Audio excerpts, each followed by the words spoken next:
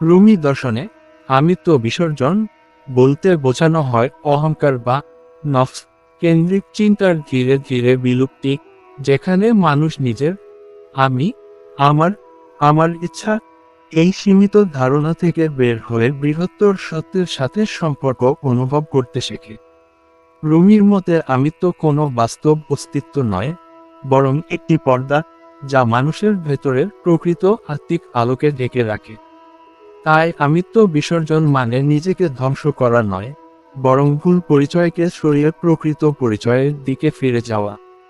এই প্রক্রিয়া শুরু হয় আত্মজ্ঞান থেকে। মানুষ যখন গভীরভাবে পর্যবেক্ষণ করে, তখন সে বুঝতে পারে তার অনেক ইচ্ছা, রাগ, ভয় এবং অহংকার আসলে স্থায়ী কিছু নয়, এগুলো পরিস্থিতির সাথে পরিবর্তিত হয়। এই উপলব্ধি ধীরে ধীরে আমি সবকিছুর কেন্দ্র এই ধারণাকে দুর্বল করে দেয়।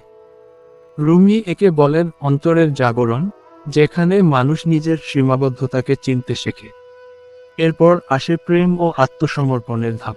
রুমির ভাষায় সত্যিকার প্রেম মানুষকে ভেঙে দেয় না, বরং অহংকারকে গলিয়ে দেয়। যখন মানুষ সত্য, সুন্দর বা পরম সত্তার প্রতি গভীর আকর্ষণ অনুভব করে, তখন ধীরে ধীরে তার ব্যক্তিগত ইচ্ছা কমতে থাকে। সে আর সবকিছু নিজের নিয়ন্ত্রণে রাখতে চায় না, বরং জীবনের প্রবাহকে গ্রহণ করতে শেখে। রুমি আরও বলেন, আমিত্ব বিসর্জনের অন্যতম পথ হল নীরবতা ও ধ্যান, অর্থাৎ নিজের ভেতরের শব্দ, বিচার ও অহংকারকে পর্যবেক্ষণ করা। যখন মানুষ নিজের চিন্তাগুলোকে দূর থেকে দেখতে শেখে, তখন সে বুঝতে পারে এই চিন্তাগুলোই আমি নয়। এই উপলব্ধি মানুষকে চিন্তার দাসত্ব থেকে মুক্ত করে।